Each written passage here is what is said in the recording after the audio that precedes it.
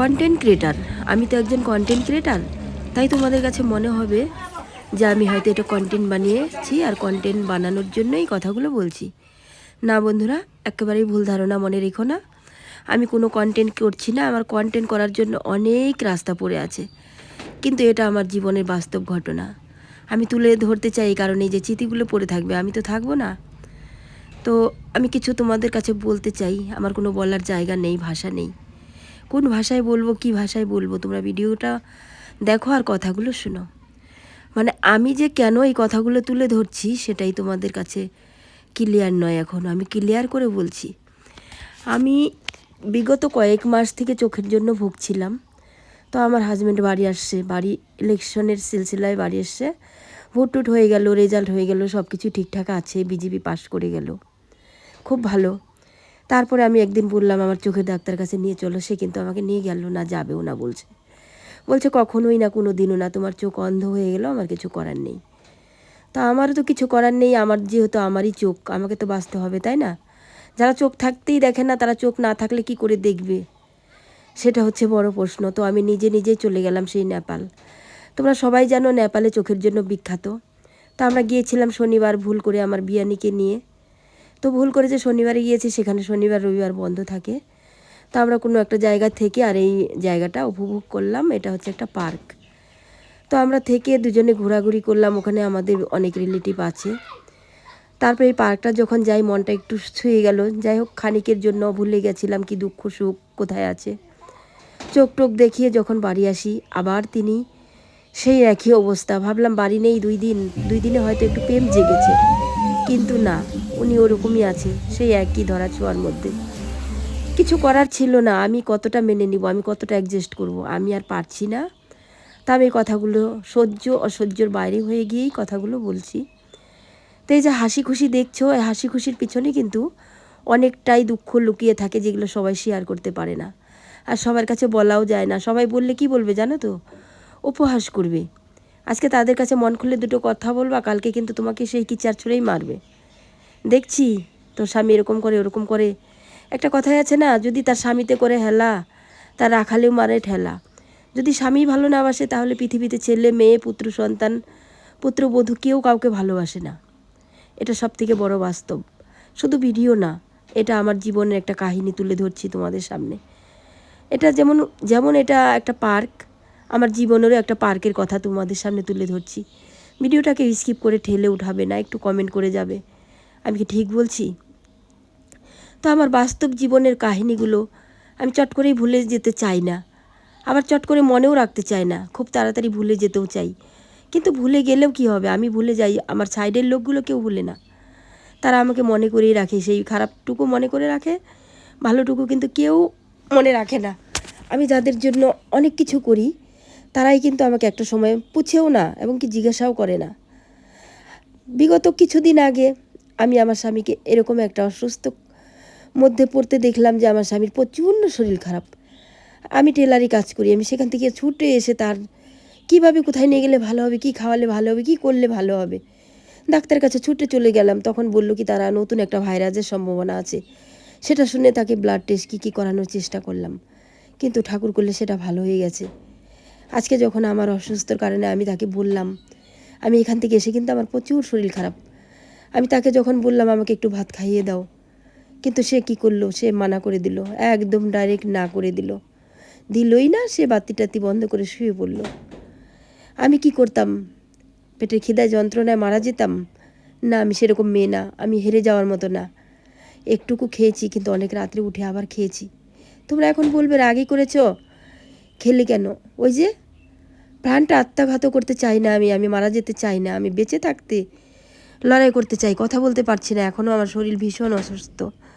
আমি ডাক্তারের কাছে যাব, রেডি হয়ে গেলাম, এই ভিডিওটা পোস্ট করেই যাব। তো এই যে কথাগুলো বলছি বন্ধুরা, তোমাদের সাথেও কি এরকম ঘটে? আমি কথা বলতে পারছি না, আমার ভিতরটা ফেটে যাচ্ছে। এটা একদম সত্যি বাস্তব ঘটনা। তারই 2টো ছেলে আছে, সন্তান আমার পেটে হওয়া, তাদের জন্য অনেক সফর করেছি।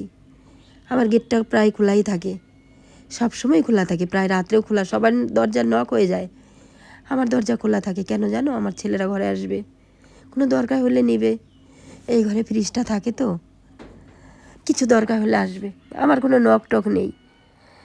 তো ছেলেরা এখান দিয়েই যায়, আমাকে শোয়া দেখে, কাশতে দেখে, খেতে দেখে না, কেউ জিজ্ঞাসাও করে না আমার কি হয়েছে। যখন তাদের ডাকি 4-5 ডাকের পরে আসে, এসে বলে কি হয়েছে, গায়ে হাতটা পর্যন্ত দিয়ে দেখেন আমার কি জ্বর না কিছু। যেই ছেলেগুলোর জন্য একটা দিন প্রাণ দিয়ে দিয়েছিলাম প্রায়, সেই ছেলেগুলো আজকে দেখে না। এর থেকে বড় কষ্ট কোথায় আছে বলো? যাই হোক, অবশেষে কারো বোঝানোর চোটে হয়তো সকালবেলা আবার বলতেছিল ডাক্তার কাছে নিয়ে যাবে, বললাম তুই যা, আমি যাব। যাই হোক, পেটের পুরা সন্তান হয়তো বলল, কিন্তু ওই যে স্বামী, তিনি কিন্তু একটি বারের জন্যও বলেনি। হাসি মুখটা দেখছো, ভাবছো কোনো দুঃখ নেই? সত্যি আমি ভুলে যেতেই চাই যে আমার দুঃখ নেই, কিন্তু এই ভিডিওগুলো এই জন্য করা, এই ভিডিওগুলো যাতে আগামী দিনগুলোতে আমার এই দুঃখগুলো মনে করিয়ে দেয় আর আমাকে আগে অনেক দূরে নিয়ে যাওয়ার প্রেরণা বাড়ায়। আমি চাই না এদের মধ্যে বেঁচে থাকতে, অনেক দূরে চলে যেতে চাই, অনেক। আর কথা বলতে পারছি না বন্ধুরা, তোমরা দেখতে থাকো, ভিডিওটা উপভোগ করো।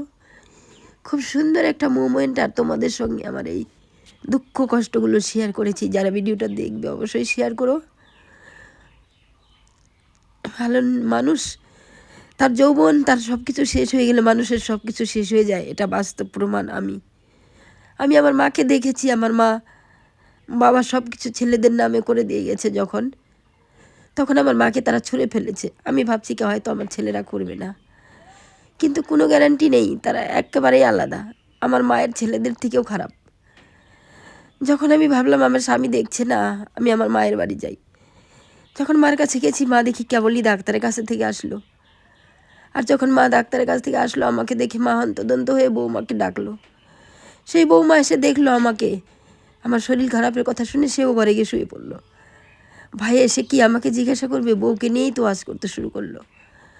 বললো তোমার কি হয়েছে লিপিকা, তোমার কি হয়েছে? ওই ভাইকে কিন্তু আমি কিডনির ট্রিটমেন্টের জন্য কয়েকবার কোয়েম্বাটুরে ছিলাম, ছেলের পরীক্ষা ছিল, তাও প্রায় 7-8 বার, আমার জন্যই বেঁচে গেছো। কিন্তু সেই ভাই একটিবারের জন্য আমার কাছে আসলো না। আর আমার মা কী করলো, রান্না করা শুরু করলো পায়ে ব্যথা নিয়ে, যন্ত্রণা নিয়ে। আমি কিন্তু মাকে বললাম মা আমি যাই, আমার মা অনেক বাধা দিল, আমি কিন্তু শুনলাম না, বাড়ি চলে আসলাম। ভাবলাম কি যেখানে গেছি মরার জন্য সেখানেই মরি, এটা তো আমার মরার জায়গা নয়, এখান থেকে তো আমি পার হয়ে গেছি। তো এই যে আমার জীবনের ঘটনা, তোমাদের সঙ্গে এরকম ঘটার আগে তোমরা নিজেরাই নিজের দোষটা বুঝে রেখো, সবার সঙ্গে যাতে একই রকমভাবে না ঘটে, আমি এটাই বলতে চাই। সবাই জীবনটা সুখেরও হোক, ভালো থাকো, সুস্থ থাকো, সবাই নিজ নিজ দায়িত্বে রাখো, আর নিজেকে খেয়াল রাখো, যত্ন রাখো। এক গাছের বাকলা আরেক গাছে কখনোই লাগে না।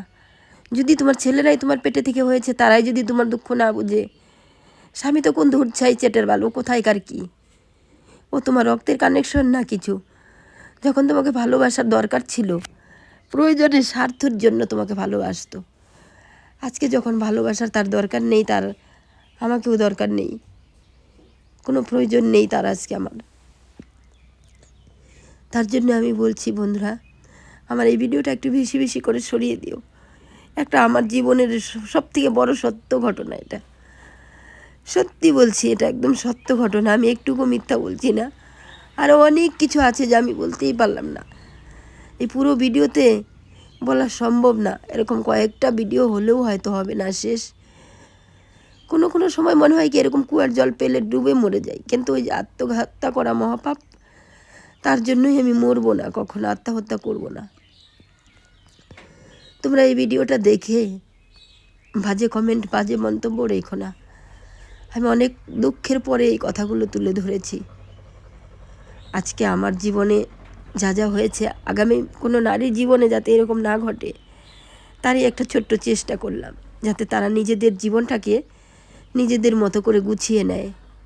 এই জীবনে কেউ কারো না, যত বড়ই থাকুক, যত বড় ভালোবাসা, অনেক টাকা পয়সা যাদের আছে তাদেরও কোনো না কোনো কষ্ট আছে। আমি বলছি আমারই হয়তো কষ্ট না, হয়তো সবারই কষ্ট আছে, হয়তো সবাই বলে না, বলতে চায় না, বলবেও না। আমি কীরকম কাউকে বলতে পারি না। একটা ছেলের বউ পেয়েছিলাম, তাকে কিছু বলতে চেয়েছিলাম, বললে সে হয়তো সেটাকেই কোনোভাবে মিস ইউজ করছিল। কিন্তু সেটাও আমার ঠিক হয়নি বলা। কাউকে বিশ্বাস করে কিছু বলাও উচিত নয়। এই যুগটা এরকম চলছে, এখনকার যুগে কাউকে বিশ্বাস করা সবথেকে বড় অপরাধ। আমি আর কিছু বলতেই পারছি না, তোমরা শুধু ভিডিওটা দেখো। আর জায়গাটা কেমন হয়েছে কমেন্টে অবশ্যই জানাবে। জায়গাটা ছিল নেপাল, কাঠমান্ডুতে হ্যাপিল্যান্ড পার্ক। গেছিলাম দিদি আমি ঘুরতে, চোখের ডাক্তার দেখাতে পারিনি আগের দিন, তাই ঘুরলাম। পরের দিন ডাক্তার দেখিয়ে আবার চলে এসেছি। তো অসাধারণ একটা সুন্দর ভিউ তোমাদের সামনে তুলে ধরেছি, আর আমার জীবনের একটা ছোট্ট দুঃখের কাহিনী। এই ভিডিওটা যখন আমি করি তখন থেকে আমার জীবনে এরকম সুন্দর একটা মুমেন্ট, কার ইচ্ছে না করে নিজের স্বামীকে নিয়ে, নিজের ছেলে মেয়েদের ফ্যামিলিকে নিয়ে ঘুরি। কিন্তু আজ অবধি এমন একটা জায়গায় আমার হাজব্যান্ডকে, আমার পরিবারকে নিয়ে আমি যেতেই পারিনি। আমি কিন্তু অনেক দূর দূরান্ত ঘুরি শুধু ট্রিটমেন্টের সিলসিলে, হয়তো ছেলেকে নিয়ে, হয়তো ভাইকে নিয়ে, হয়তো আমার স্বামীকে নিয়ে, না হয়তো কোনো পেশেন্ট পার্টিকে নিয়ে। কিন্তু আমি একা নয়, আমি কোনো জায়গা ঘুরতে যেতে পারি না, আমার কোনো ঘোরার জায়গা নেই। এখানেও আসলাম আমার ট্রিটমেন্টের জন্য, তাই ঘোরা। আমি ভাবছিলাম আমার হাজব্যান্ডকে নিয়ে আসবো, হয়তো জীবনে কোনো জায়গায় যায়নি, ঘোরা হবে। ও দার্জিলিংয়ে থাকে, প্রায় ভাবি দার্জিলিংয়ে যাই, ওর সঙ্গে একটু ঘুরবো। না, ও ছুটিই দেয় না, গেলে ওর পর্যন্ত গালাগালি শুরু করে দেয়। তাও কিন্তু একটু ঘুরি, একা একাই ঘুরি। সেই গালাগালিগুলোকে কোথায় যেন চাপা দিয়ে রেখে আর ঘুরতে যাই। আমি কোন ধরনের মানুষ? আমি ঠিক এই জায়গাটায় উপরে উঠবো একটা সময়। সত্যি আমি চাই তোমাদের হাত ধরে একটু উপরে উঠতে। তোমরা কি পারবে আমাকে একটু তোমাদের মন পছন্দ মতো করে আমাকে একটু ভালোবাসা দিতে? তোমাদের জন্য রইল অনেক অনেক ভালোবাসা, অনেক অনেক শুভকামনা। থ্যাংক ইউ বন্ধুরা, আমার জীবন কাহিনীটা শোনার জন্য। ধন্যবাদ সবাইকে, সেলুট করি তোমাদেরকে। জয় হিন্দ, জয় ভারত, বন্দে মাতরম। ভালো থাকবেন সবাই। জয় শ্রীরাম। অসাধারণ, অসাধারণ লাগছে। দাঁড়াও, কতগুলো ভিডিও বানিয়ে নিয়ে গেলে সেই